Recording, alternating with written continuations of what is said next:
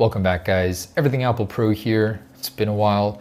Let's kick off 2021 with some fresh iPhone 13 leaks. There's actually a lot to be excited about, despite the fact that it's technically an S year. So new design on the lens, potentially no port. We've got 120 Hertz, smaller notch, in-screen Touch ID, and so much more to discuss. Now, I've been gone for a while. I'm sure COVID has ruined many of your guys' lives as well. And yeah, I'll just leave it at that. I'm excited to be back at it, and in particular the iPhone, my fixation, my obsession with improving it and seeing it happen in real time. I can't describe it, but I love the iPhone so much. So I'm very happy to be starting these videos again, monitoring all the changes coming to the next iPhone. And personally, our company, Phone Rebel, we're about to launch Gen 2 next week, the Crystal series. $30, I believe, will get you the best iPhone case value ever. Quality, durability, this thing is gonna survive any fall. I'm actually very proud of the design, how it looks. And phonerebel.com, sign up for pre-orders. And we are including a FlowLab screen protector. That's $15 alone. And the Gen 2 Rebel series, which has MagSafe compatibility, is launching later in February. And we'll have listings up here in just a few days, but yeah, thanks for getting us to Gen 2. Thank you for everyone that purchased Gen 1. All right, let's get into the iPhone 13 stuff. First, a report from Takara detailing the iPhone 13 lineup. So overall, it will be very similar for devices, same form factors. They will be slightly thicker, 0.26 millimeters, which is practically unnoticeable. Old cases will likely still work with the new iPhones, except for the fact that the iPhone 12 Pro, the 6.1-inch model, will be adopting the size of the lens from the iPhone 12 Pro Max. So those will be sharing a lens now, which is a considerable camera bump. I've been loving my 12 Pro Max, by the way. And most notable in this report, Takara is saying the iPhone 13s are getting a new look when it comes to the lens. They're likening it to the 2021 iPad Pro, which, by the way, recently CADs have leaked, and it's changing just a little bit, speaker ports, also the camera lens.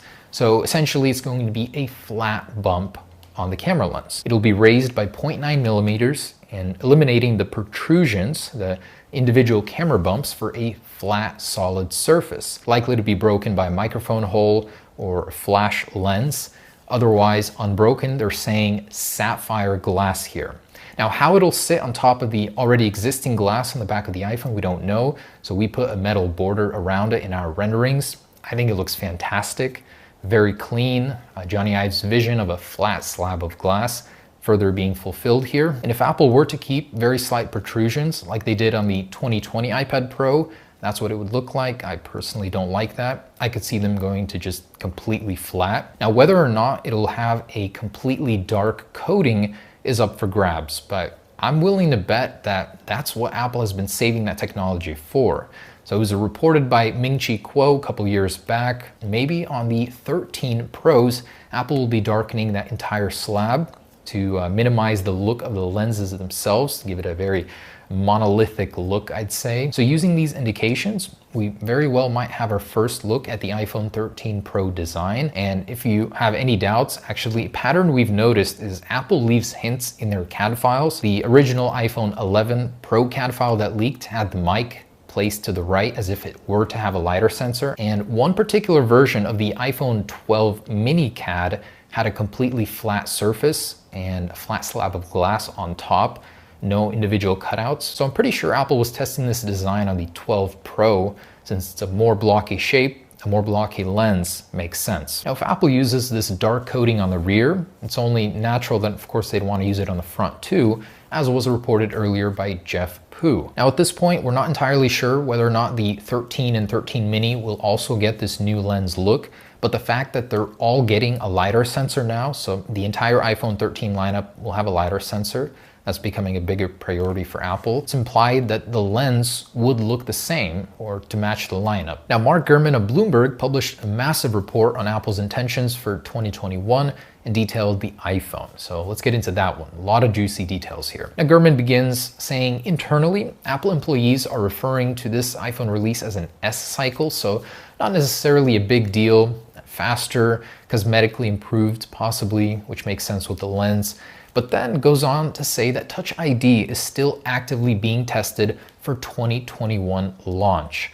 So it's very possible that iPhone 13s, maybe restricted to the Pro models, will have in-screen Touch ID. And that makes more sense than ever, of course, with the pandemic, life with masks. He also elaborates that Face ID isn't going anywhere. If Apple releases in-screen Touch ID, Face ID is also staying. So potentially even more security, or you can pick one or the other. Gurman goes on saying Apple is still talking about removing the port on one or potentially couple iPhone models this year.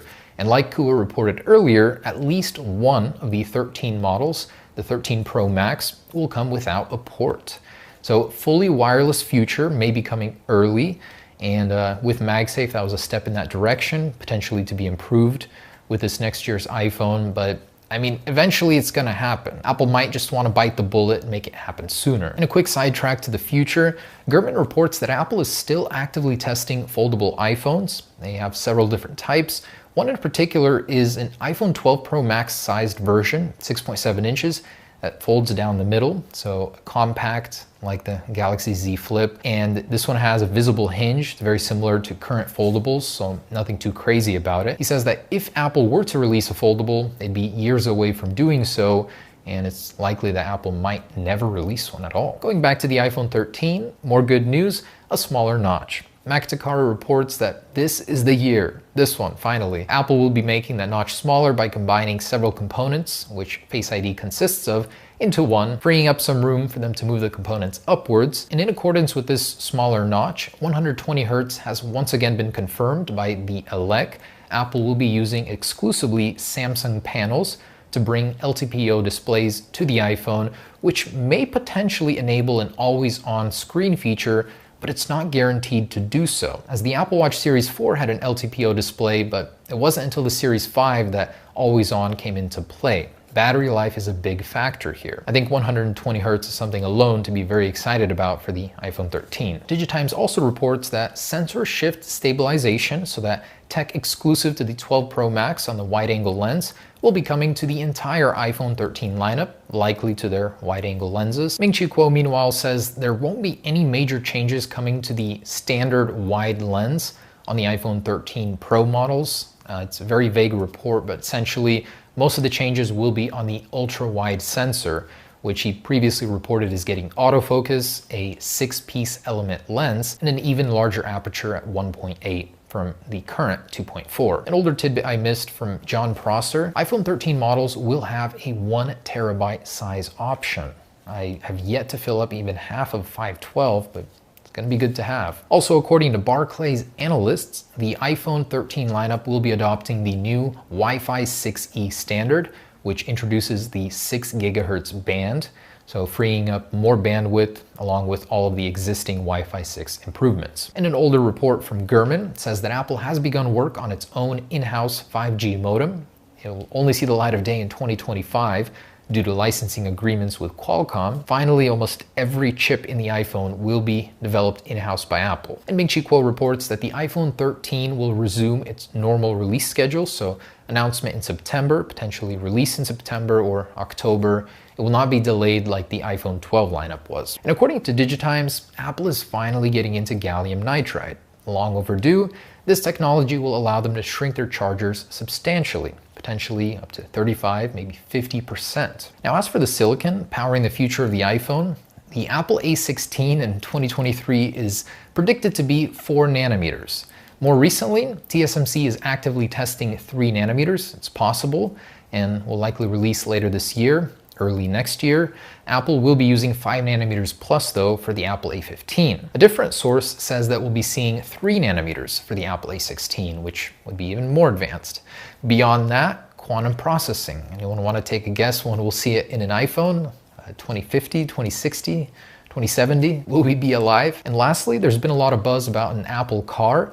Some are reporting it'll launch in 2024. Both Mark Gurman and Ming-Chi Kuo are saying not likely at least for half a decade, potentially 7 years, but there is some breakthrough technology that Apple has been working on there. So something to look forward to. All right, guys, thanks for watching. Stay tuned, and yeah, we're releasing next week. I'm so excited. Thanks for supporting, and yeah, I'll be back at it with more videos soon. Peace.